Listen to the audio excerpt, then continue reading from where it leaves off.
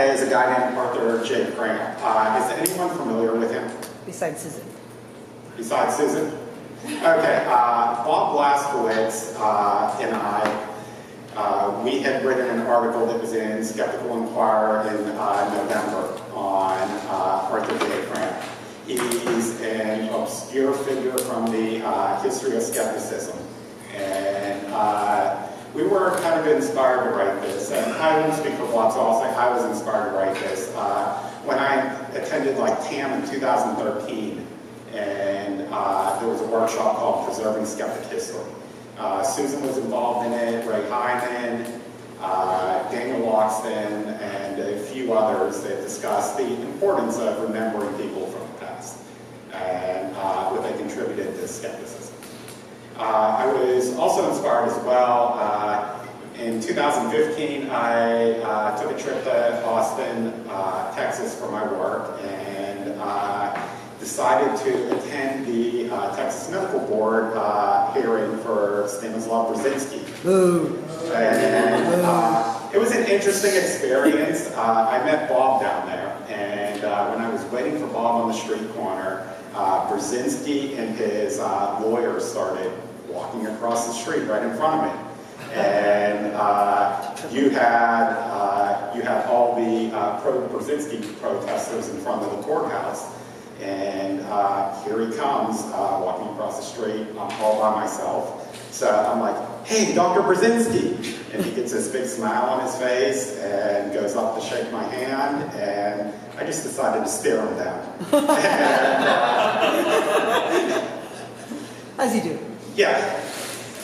And afterwards, Bob and I went out for dinner and sort of were discussing the history of fighting medical quackery. And the name Arthur J. Cramp came up. And I'm going to start things off by just telling a small story. This is an advertisement that appeared in Popular Mechanics in October 1927. Okay, this was done by a guy named Maurice Golder.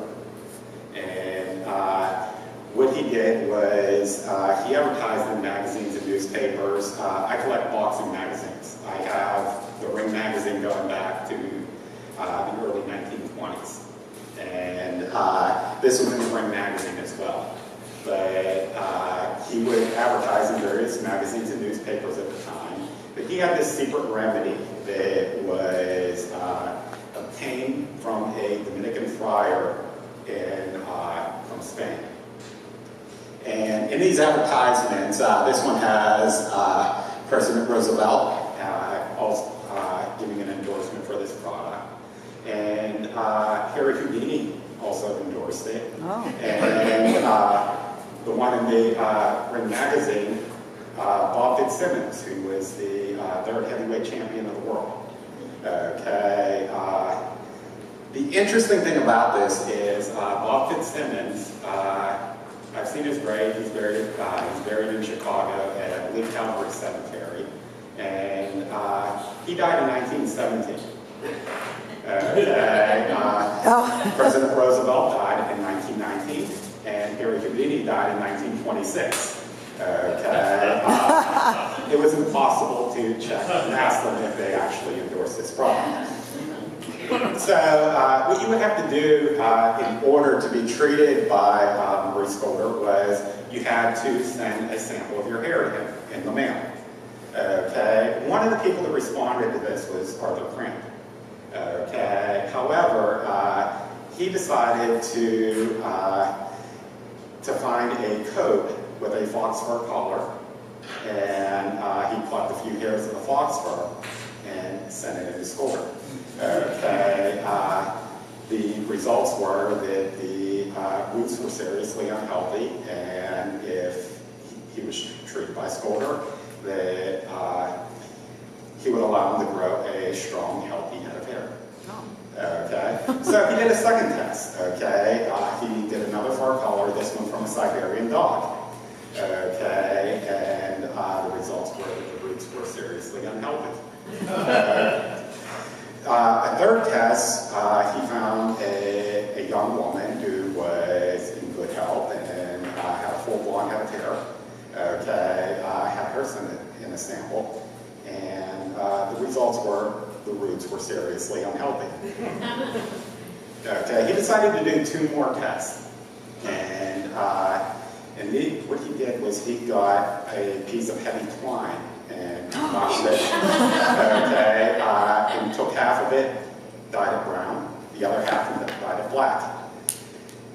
After he did this, he sent them in from different locations, and the response was the roots were seriously unhealthy, and they could benefit from the treatment. Okay, newspapers at the time said Skolder was a marvel of his profession. Dr. Cramp's write-up in the Journal of the American Medical Association, he had the following quote: "Any man who, on the basis of a microscopic analysis of dyed twine, could diagnose the hair health of persons he's never seen, and then promise to positively restore the hair and scalp to normal, might rightly be called a marvel." So this is Arthur J. Cramp. Just a little background on him. He was born in London on September 10, 1872, and he moved to the United States at the age of 20. The first we heard of him in the United States, he was living in Missouri doing farm work and also teaching in a country school. In Missouri, he met his wife, Lillian Torrey, and they were married and ended up moving to Wisconsin, where they both ended up teaching at the Wisconsin International School for Boys. Okay, the big moment in his life came when his daughter Tori Cramp was born. Okay, we don't know much about Tori Cramp, and I have to give Bob Blaskowitz props for tracking this down. This actually took years in order to find. But Tori Cramp died about a year after she was born. Okay, and Arthur Cramp had taken her to see a doctor who was a medical quack, and she died shortly after that. Okay, Bob tracked down the cause of death, okay, which was meningitis. Okay, there was nothing to really treat meningitis at the time, so the fact that she had gone to a quack probably did not make a difference. But this inspired Arthur Cramp to end up going to medical school. Okay, he graduated from the Wisconsin College of Physicians and Surgeons in 1906, and shortly afterwards he joined the American Medical Association as a medical editor for JAMA. Wow. So this is what was going on in the United States with medicine. After the Civil War, medicine was sort of like the Wild West. Okay, it wasn't really a professionalized field, and you had a bunch of people going around selling their various cures that they have that could pretty much help you with anything. In 1905, the American Medical Association started the Council on Pharmacy and Chemistry. What this was an in-house lab that would actually test some of the patent medicines out there at the time to see what was actually in them. Also in 1905, Collier's published in a series of articles by Samuel Hopkins Adams called The Great American Fraud. And what this did was it described the patent medicines that were out there and named names for people that were putting them out there. In 1906, Upton Sinclair ended up writing The Jungle, okay, which was sort of like an expose of the meatpacking industry in Chicago. This got a lot of people worried about the conditions in the meatpacking industry. And one of the progressive reforms that came out of it was the Meat Inspection Act of 1906. Also in 1906, the Pure Food and Drug Act was passed. And what this did was it was the first regulation on the patent medicines that were out there. Okay. In 1910, there was the Flexner Report. The Flexner Report was was paid for by the Carnegie Foundation and performed and written by Abraham Flexner. Okay, what it did was it investigated all the medical schools in the country. Okay, the idea was that they wanted to reduce the number of medical schools and the number of doctors. Okay, to get it to the point where medicine could be better regulated and that the doctors would actually know what they were doing. As the report became more popular and actually started to be implemented, we went from 106 medical schools in 1910 to 85 in 1920. Wow. And then it was down to 66 in 1935. Okay, this is the reason that schools of chiropractic are on the side. Okay, this is also the reason that osteopathy is completely different in the United States than in Europe. Okay, osteopathy had some pretty crazy ideas behind it, and based on the Flexner report, they needed to change and become more like medical doctors in order to survive. So 1911, okay, this was a bad thing. United States versus Johnson. Okay, Johnson was a cancer quack, and he was charged with violating the Pure Food and Drug Act. Okay, the case went to the Supreme Court, and the decision written by Oliver Wendell Holmes Jr. Essentially said that the Pure Food and Drug Act could only focus on what was on the label of the ingredients on the label of a patent medicine.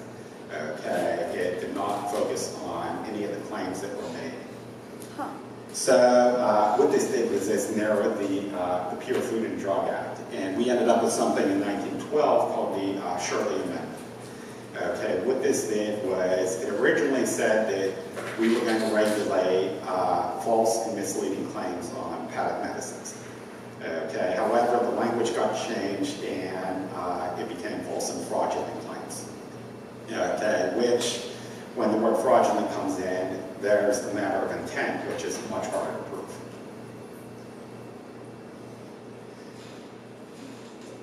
So, Dr. Cramp, he felt that with the Pure Food and Drug Act and the Shirley Amendment, that it was the government's job to regulate this type of thing, okay, and to enforce those acts. Okay. However, the United States government at the time really didn't have the resources to do that. Okay, and in lieu of those resources, he felt that the American Medical Association should fill that void. And because of that, he formed something called the Propaganda for Reform Department. Okay, and this was a group that would go, and they were an offshoot of the pharmacy and of the Council on Pharmacy and Chemistry, and they would investigate the various patent medicines that were out there. Okay, his idea behind this was what he called public education through publicity. And he described it as, and this is a direct quote, "The best the medical profession can do in protecting the public is to turn the light on the methods of the fattest and the quack so that his ignorance or fraud becomes apparent." What this department did was they maintained a collection, okay, of all materials related to medical quackery. An example I have here is something called sprayozone. Okay, this was a nighttime nasal spray that claimed it was able to prevent polio. Oh, whoa. Okay, and I believe it was 1925, Arthur Cramp received a letter from a man in Buffalo saying, like, hey, have you ever heard of this stuff? Can you evaluate it?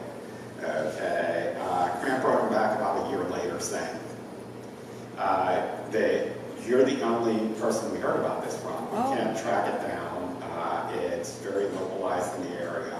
So it's not really worth me writing an article about it, but we did send it off to our chemistry labs and determined that it is nothing but borax and potassium nitrate dissolved in water. In the collection, which is still available at the AMA, you have the original letter from Maine Buffalo. You have the packaging of the product, and you have Cramp's correspondence in the chemistry report that came back. Okay, this is still available today. The file also contains something called the fake file, okay, which was it was a list of products, firms that developed these products, and people who promoted the products. Okay, and this got up to 12,000 different patent medicines. There was also something called the testimonial file. Okay, and these were testimonials for patent medicines that were provided by 13,000 different American doctors and about 3,000 foreign doctors.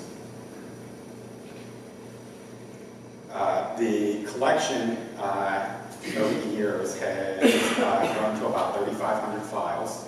Okay, they are spread over about 10,000 folders. Okay, in cubic feet, it's 370 cubic feet, or about the size of 185 standard file drives. Cramp's other past included writing weekly columns in the Journal of the American Medical Association. Most of these do not have his byline on it, so if you look for, they're normally titled Propaganda for Reform. And he wrote occasional articles in H.L. Mencken's American Mercury and a popular medical magazine that the American Medical Association put out called Hygeia. He also answered thousands of letters from the general public and different better business bureaus, and aided law enforcement and investigated these quacks when they became dangerous. So his big publications that are out there, there's a 3-volume set of books called Mushrooms and Quackery. These are all of Cramp's investigations combined into 3 volumes. There's also a little blue book called The Patent Medicine of Public Health, which it's about 30 pages long, if you remember the little blue books, and discusses some of these issues for the general public, and various articles in the Journal of the American Medical Association. I mean, there's hundreds of them out there. Next we have Dr. Chomley. Okay, and Dr. Chomley was a cancer quack that focused on breast cancer. And his idea was that he had a blood purifier that he could infuse it into women that could cure breast cancer. Okay, he was also very convincing and was able to convince women that every wart, bruise, or mole was a sign of breast cancer. And he tricked a lot of people into believing that they had breast cancer. A case that is, I found rather disturbing, that illustrates what Dr. Chomley did was Mary J. Sinclair from Valparaiso. She had been diagnosed with breast cancer by her doctor, so it wasn't one of the ones that he fooled. And the doctor told her that she needed surgery, and she didn't like the idea of being cut open. So she ended up going to Dr. Chomley instead. Now, Dr. Chomley, and this is in the I would say this was around like 1911, 1912. He would have you sign a contract when you owed him $1,000 for treatment. Okay, she didn't have the money to pay, so he negotiated her treatment down to $100. Okay, 50 paid up front, 50 on credit. However, if you look at the contract, which is in the AMA files, the contract says that he may have to perform surgical procedures on him. Okay, and so she checked into the, I believe she checked in on May 17th and was there having the infusion for 2 weeks, and then returned to Valparaiso in June and met up with her former doctor. The doctor was absolutely horrified. Okay, most of her right breast was gone, and that was done through an arsenic compound. Oh. Okay, he had also cut away most of her left breast. Okay, and made incisions under her armpits with scissors. Oh. And did not worry about by her doctor about sepsis. Okay, one of the things that I have on the right here, okay, is another thing Dr. Chomley would do. Quacks were so prominent in Chicago, and a lot of people were traveling out of town to go to the various quacks that were normally found in what we call the loop. Okay, our elevated train makes a loop around the city, and everything in the middle of that is called the loop. So what would happen is trains would go to Union Station in the loop, and they would also go to Grand Central Station. Grand Central Station, it's called Millennium Station now for anyone who's been to Chicago. But in Union Station, it's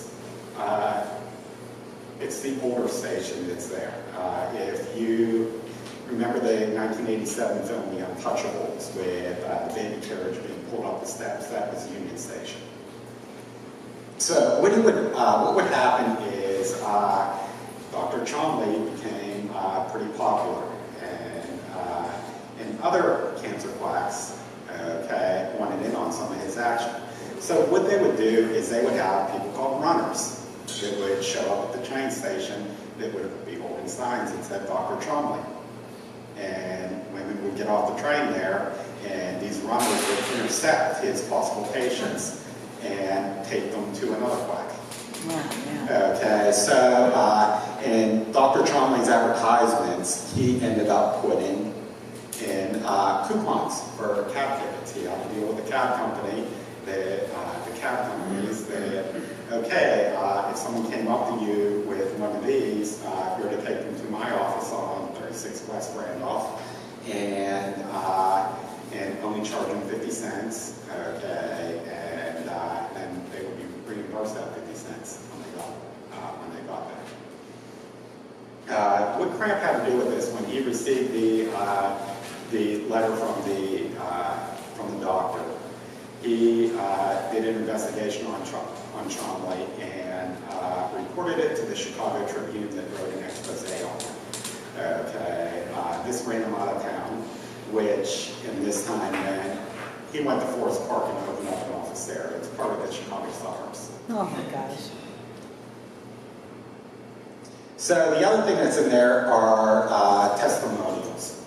And this one I found really interesting. This is a woman named Mary Deemer. She took a type of medicine called Natex. And what this was for is if someone had stomach problems, liver problems, you would take Natex and it would clear it up. So on Monday, May 27, 1935, her testimonial appeared in the Allentown Morning Call in Allentown, Pennsylvania. Okay, she described how Natex has allowed her to live healthy ever since she started taking it. 3 columns over from the testimonial on the same page was a death notice, okay, for Mary Deemer. She died 2 days before that. Okay, you would think that this was just some type of weird coincidence, but in Dr. Cramp's archive, there are multiple situations like this. Okay, I probably have pictures of about 30 to 40 of them.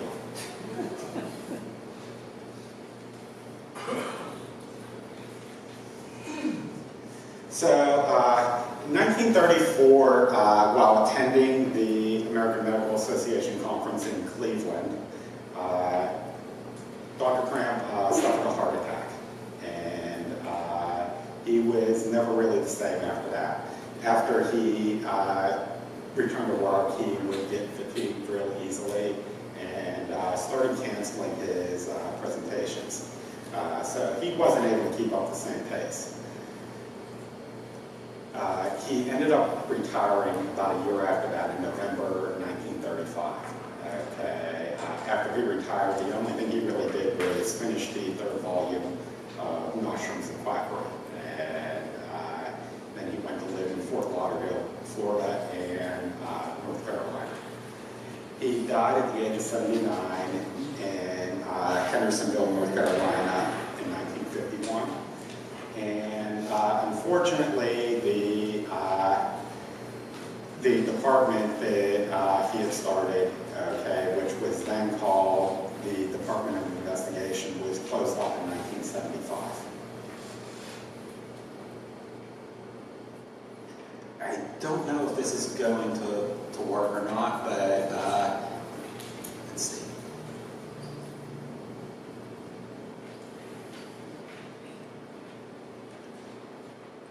Is that Mel Gibson? Yes, Mel Gibson. It is not going to work, okay, but we had to change laptops. It worked on the other one. But in 1991, the U.S. government finally decided to come up with a way to regulate the claims of dietary supplements. This was called the Nutrition Advertising Coordination Act of 1991. And what happened was the supplement companies at the time, they lobbied against it tremendously. And Mel Gibson was in their advertisements, sort of doing the same role that he did in the Lethal Weapon movies, like the crazy, unstable person that was using vitamins. So what ended up happening was we got something a whole lot weaker, okay? And this is the Dietary Supplement Health Education Act of 1994. And this was pushed by Senator Tom Harkin and Senator Orrin Hatch. And it's a lot weaker, and this is the reason why you have the FDA does not evaluate the claims made by the various supplements. So these are two people that the American Medical Association really did a good job of stopping at the time. On your left is John Brinkley. Oh, yeah. And how many are familiar with John Brinkley? Okay, we got two. Use the projection tactic. Oh, yeah. Yes, he did, quite a bit. And John Brinkley was... Goat testicle guy.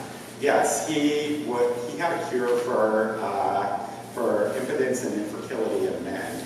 He would travel to his offices in Kansas, and what he would do is he would cut you open and place goat testicles inside. Okay. Listening to how he described his surgery in court, okay, he did it a different way each time. Okay. There was like no standard process for the goat testicle stuff.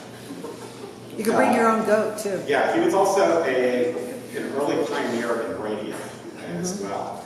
And what he would do is he'd have this thing called the medical answer box. Okay, and you would send in questions saying, hey, I have these symptoms, what should I do?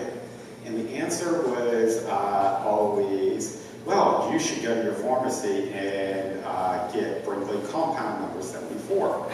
Okay, Brinkley had a deal with pharmacists at the time where he would give them different recipes for formulas or for prescriptions. And when someone on the radio would hear like, oh, those are the same symptoms I have, okay, they would run to the pharmacy and get the same compound that he recommended.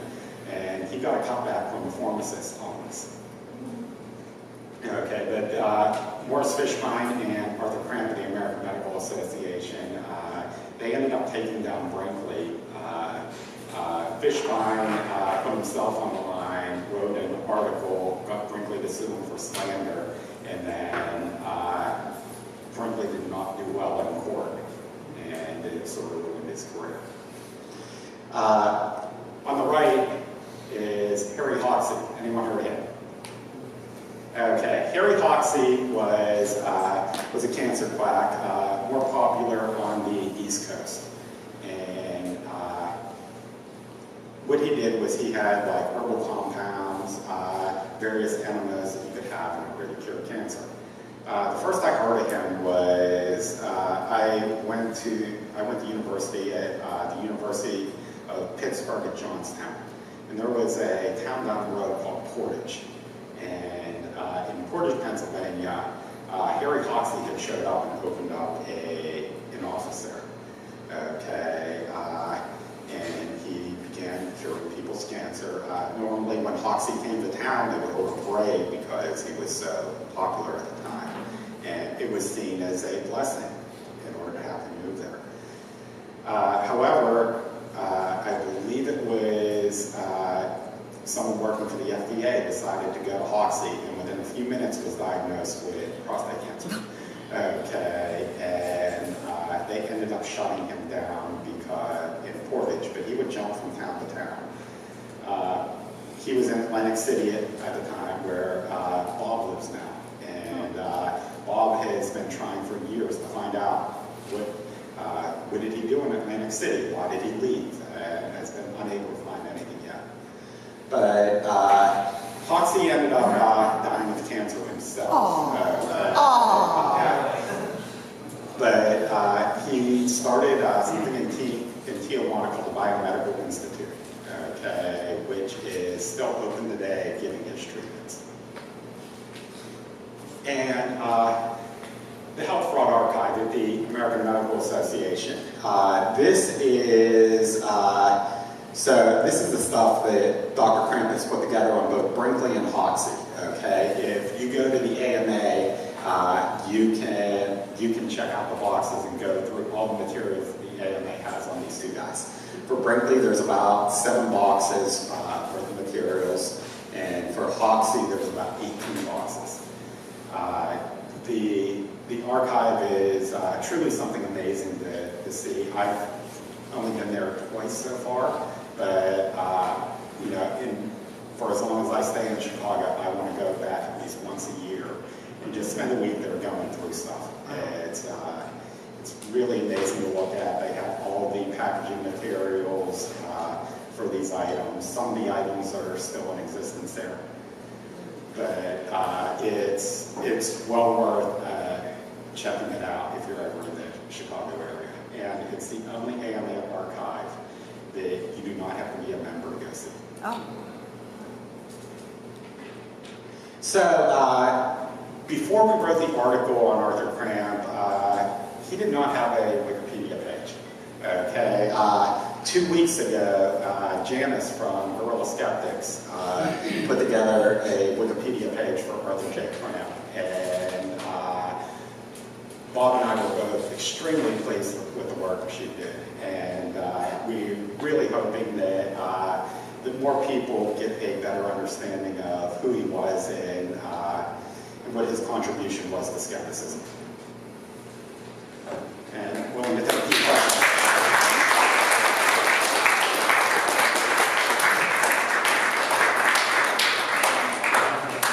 So we could take 1 or 2 questions if they're fairly quick, because we're going to move to Skepticism. Bill, do you want to get the chairs ready for the thing while we're getting the questions? Are there Wikipedia pages on any of these scammers?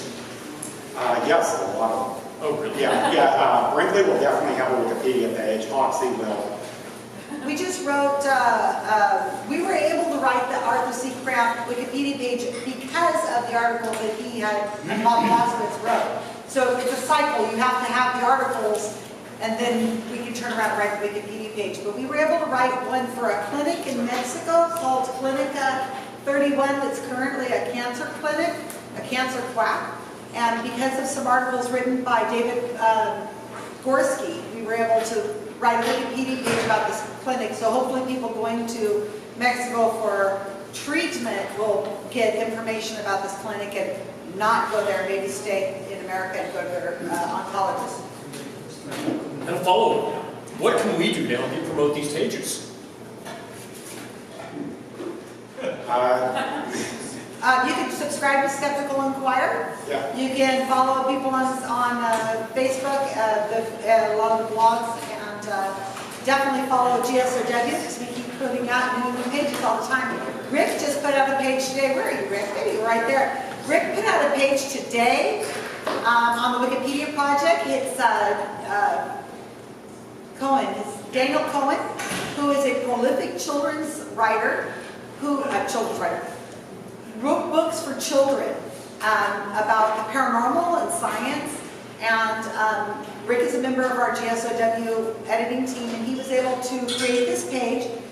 The Wikipedia page is quite sad because Cohen, he was a prolific writer, as I said. His daughter, he only had one child, and that child died in Lockerbie, Scotland in 1988 in the Pan Am bombing. So his life was ruined after that, and he and his wife just had a horrible life after that, and were some of the more vocal, outspoken people about the Pan Am, Lockerbie with Gandhi, not Gandhi. Gaddafi, thank you. Yeah. So thank you, Mike. That was